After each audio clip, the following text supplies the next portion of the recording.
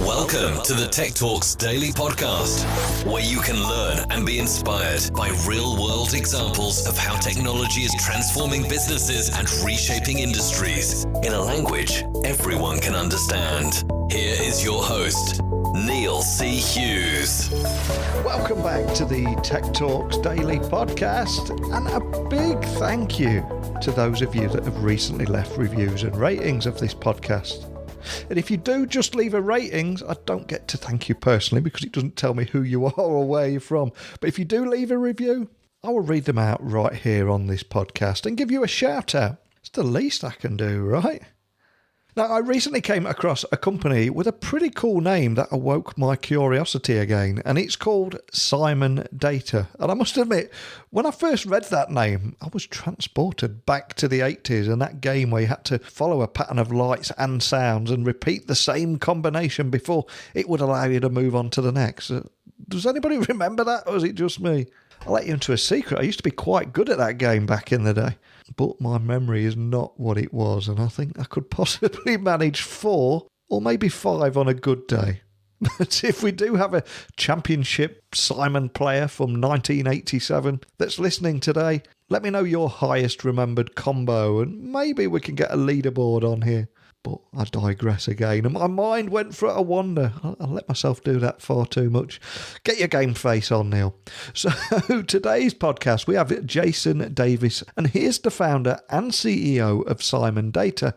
And Simon Data is a customer data platform, CDP to those in the industry, that provides enterprise marketers at brands including Blue Apron, Venmo and Equinox with live and personalised data to monitor purchasing trends and even predict customer data. These transformative brands are part of the fuel behind Simon's success, and it was recently marked with a fast follow 25 million Series C funding round.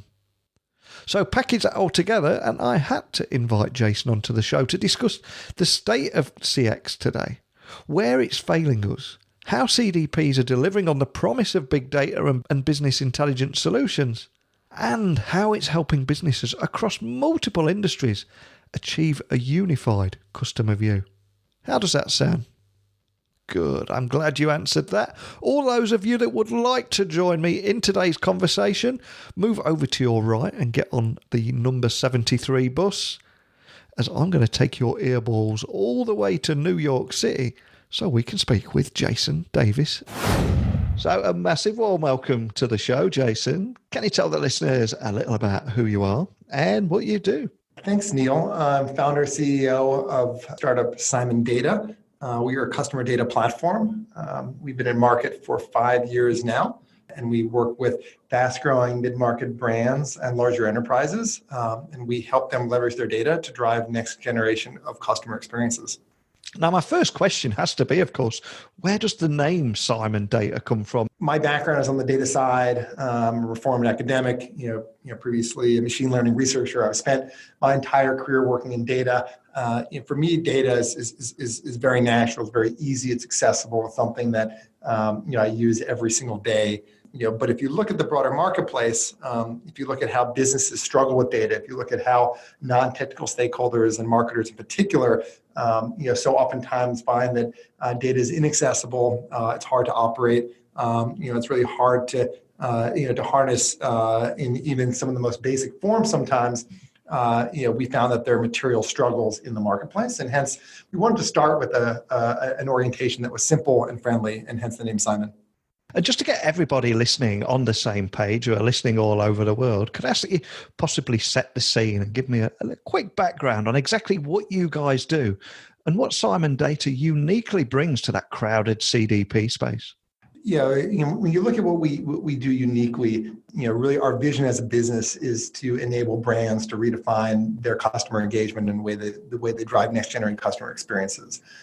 My background is on the data side, as I mentioned a couple minutes ago, and a lot of our power as a platform and ultimately what differentiates us is the ability, to warehouse 100% of data that our customers have on their users, and with that, be able to leverage it into any channel.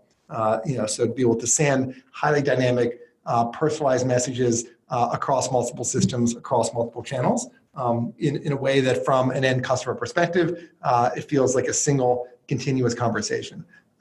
So our strengths, really come at this intersection of having 100% of the data that's required to represent the customer, and having the workflow, and the constructs and the actions to actually drive those messages downstream.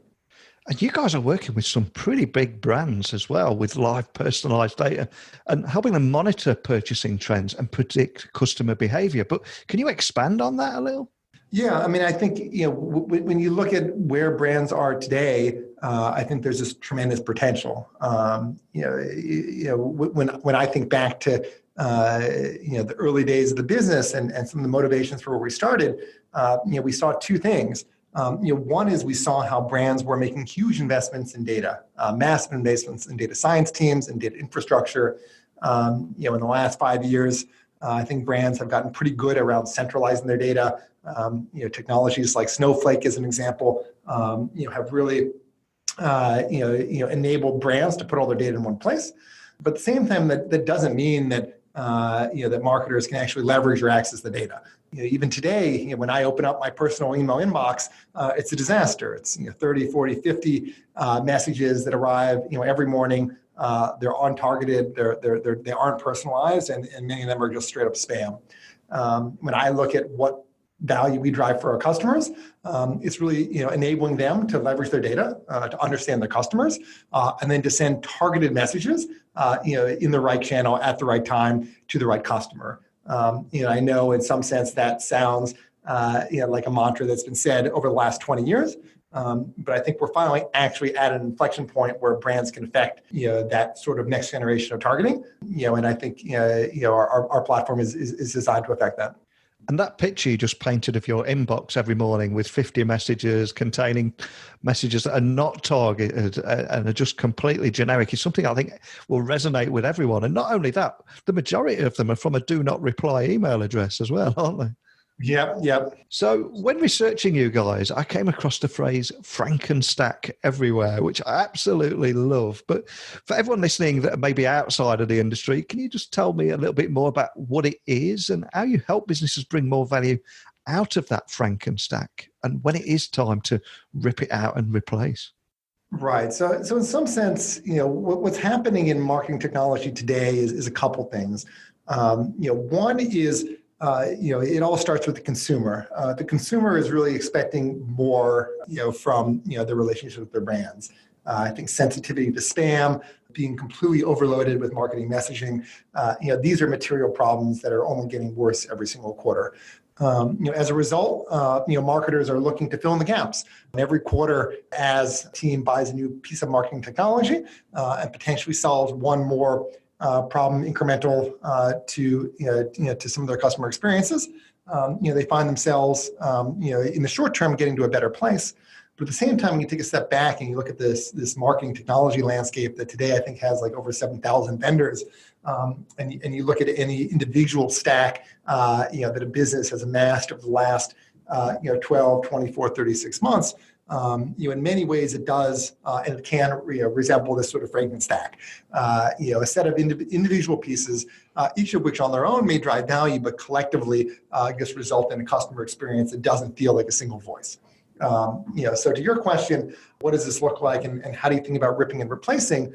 Our response there is it really just depends on the business and on the context and the initiatives. Technology perspective, we always try to make sure that we can facilitate a transition, to a world that has a set of technologies that really drive that long-term value. At the same time, a wholesale rip and replace for many businesses just isn't tenable. If you look at an initiative that takes 12, 18, 24 months to replatform, you need to make sure there's business continuity all along the way. And that requires a degree of flexibility in plugging into existing systems and migrating into new systems and off of old systems. So if we zoom out completely and just look at that technology landscape, what is the state of CX today, do you think? And where do you think it's failing us at the moment? Yeah, getting back to the 7,000 marketing technology vendors, Gartner does their surveys every year. And one of the questions they ask is, as a marketer, do you tend to buy from a single cloud, or do you tend to prefer buying best of breed technologies and solutions? And historically that's been around 50-50. But in the last year that actually shifted, to a response of 70% of marketers said they're actually looking for best of breed solutions. So what this means is, in some sense, marketing technology today is unbundling. I like to draw parallels to what happened to Microsoft in the early 2000s. If you may recall, back in the Stone Ages, Microsoft had their own programming language, C#. They had their own source control system, Visual Source Safe, which of course GitHub now has really owned that. You could even host your website with Microsoft, and of course that's an entirely massive category with AWS and GCP, and of course now Azure. And what happened with Microsoft during this time is the demands from engineers and technologists in 2002, 2003, 2004. They increased quite steadily, and with this, open source came about, as did a new set of technologies and companies. And the demand in the marketplace outpaced Microsoft's ability to hire engineers and to develop at a speed and surface area that could really drive sufficient coverage in the marketplace. And as a result, when you look at the landscape of IT and engineering tools today, it's certainly not owned by a single business and owned across hundreds that represent massive marketplace value. When you look at what defined marketing clouds a year ago, 5 years ago, 6, 7, 8 years ago, it was really just this orientation where they could sell to the marketer and say, hey, all you need is our solution. We are your cloud. Whether it's email, whether it's ad targeting, whether it's broader customer experiences, you don't need to look beyond these four walls. And what's happened is that as I said earlier, the demands of the consumer are really just putting tremendous pressure on that story. And the technology today is really evolving beyond what a single business can actually serve. And as we are entering that time of the year where everybody, especially in the tech industry, are starting to look into their crystal balls and predicting the trends for next year, and you're continuing to helping brands across industries achieve that unified customer view, I've got to ask, what do you think lies ahead in 2020 for this space? Yeah, the unified customer view is really just step one of several steps.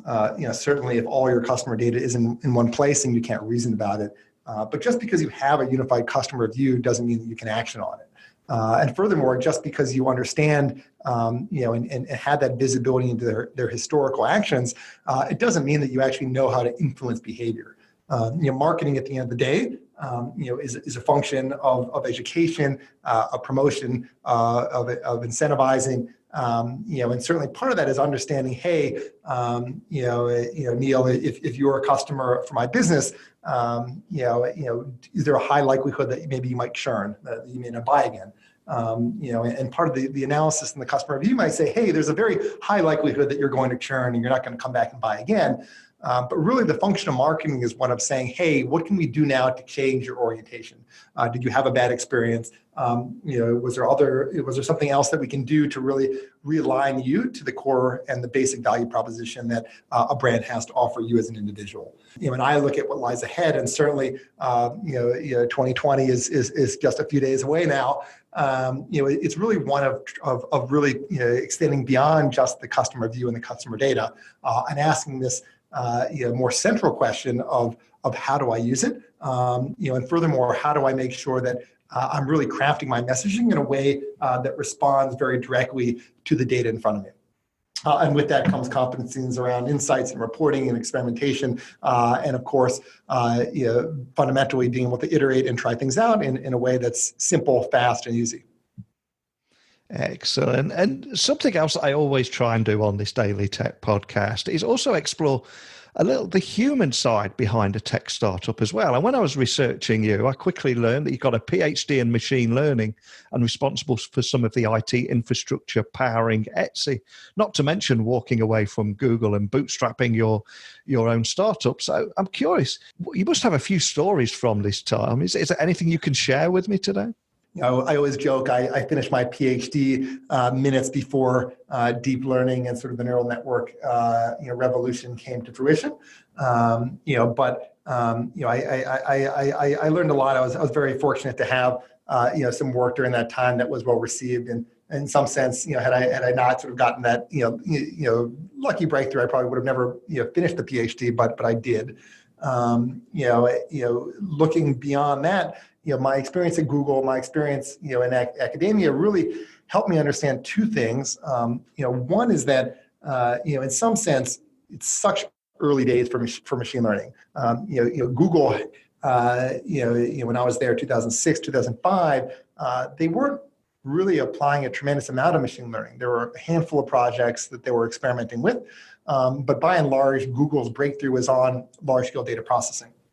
And when I looked at my research, for my PhD, I saw a lot of math and a lot of potential. And those two experiences, along with, quite frankly, Amazon Web Services, bringing computing in a way that's available to any dude or woman who's just hanging out, in their apartment in grad school or undergrad, for that matter, having access to a dozen or hundreds of machines.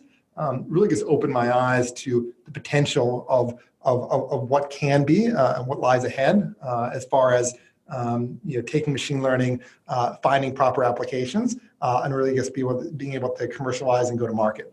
So my last year of my degree, I bootstrapped an ad tech business that Etsy acquired, and while I was at Etsy ultimately acquired, and while I was at Etsy, we were able to have the opportunity to really deploy that system at large scale, and moreover, we got deep exposure to the consumer mindset. So you have at Etsy we had data infrastructure, we had machine learning, and on top of that, you also had really that direct to consumer sort of product experience. So at the end of the day, consumers are very fickle. One of my professors from undergraduate who actually went on to run Cornell Tech and set up that new campus, Dan Huttenlocker, he always used to joke, I never met. It was a joke that computer scientists would always say that they never met a user that they liked, and I think there's a lot of reality to that, but ultimately that's where the value is created. And I think there's a lot of nuance there. And it doesn't matter how sophisticated your algorithms are or how deep your neural networks are. If it doesn't provide an experience that a consumer can understand, it just doesn't matter at all. So that was really sort of my exposure at Etsy. And when we sort of stepped away from the business, we just developed a thesis around Simon that in some sense represented the culmination of those three aspects. One being, in order to drive these next generation experiences, number one, you need to make sure you have all the data on the customer. Number two is you need this data science and optimization and machine learning to make sure that you can run experiments, that you can get insights, and that in some sense, when data gets more nuanced, more complicated, and broader, you can infer intent from behavior. And then the final bit really is one of marketing and that creative input.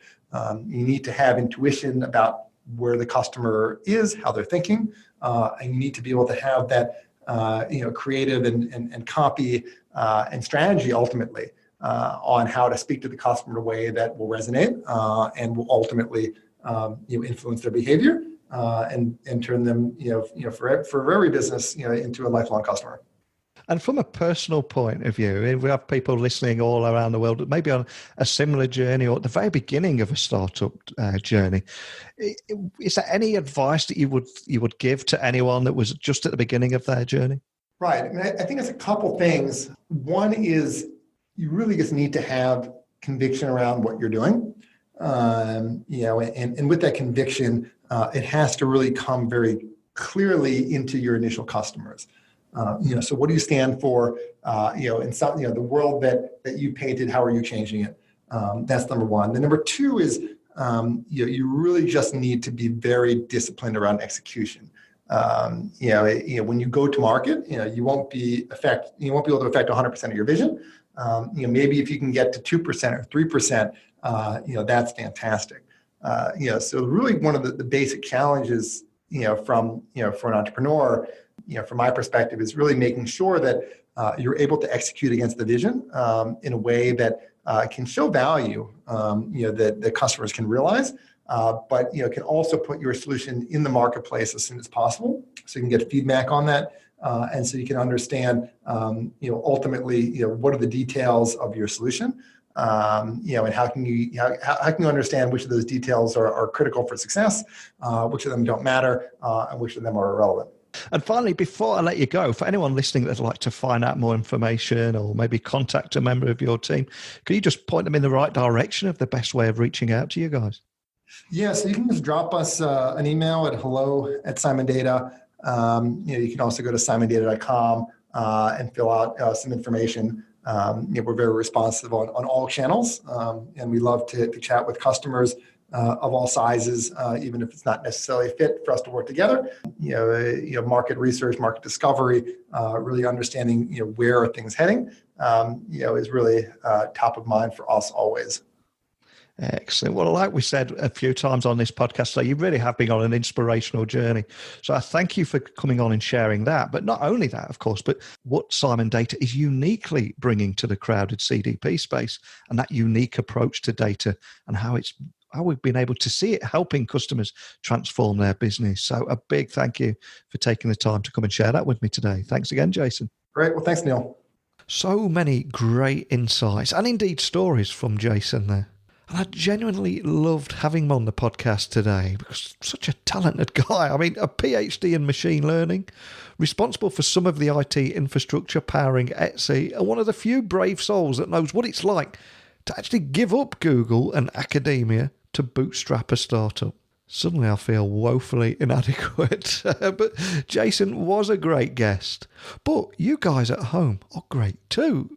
And I want to hear your thoughts now. So just like an aging rock star that holds the mic out to the crowd as they sing the best bit of the song, I want you to send in your thoughts, your questions, and anything in between to yours truly here. And you can do that by emailing me, techblogwriter@outlook.com, or tweeting me at Neil C. Hughes. But that's it for me today, so I'm going to rush off now. I'm going to see if I can track down a Hasbro's Simon game on eBay or Amazon or something.